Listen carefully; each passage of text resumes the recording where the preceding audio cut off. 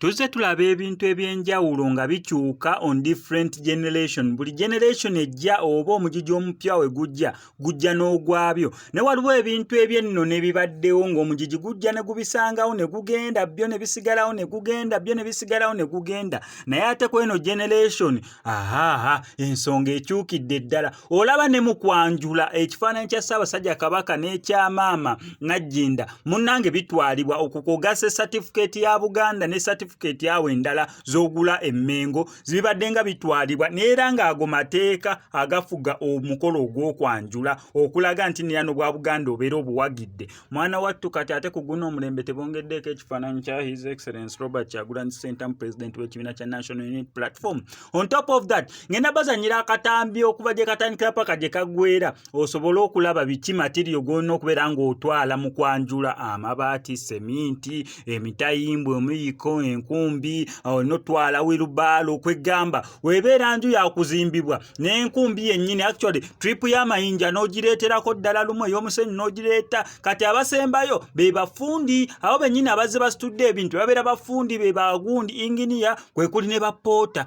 kwegamba ekintu kibeera kiggwa. Ali noko Semex Media akatambi kankakuzannye naye nga nzikiriza nkutegeeze ku Sheikh Ssebugwawo az'okubeera ng'akutaasa ennaku n'embeera embi mw'oli mu kubeera ng'oyita naddala ggwe ali ebweru nga visa egaanya onoonyeza omulimu gugaanya empapula zikutawaanya ssente zikuyita myagaana gyangalo otawanyizibwa ensonga z'omukwano. Sheikh Ssebugwawo az'okubeera nga akutaasa ennaku eyo ng'akulombera edduwa. Mukubireko ku ennamba y'essimu tojja kubeera nga wejjusa.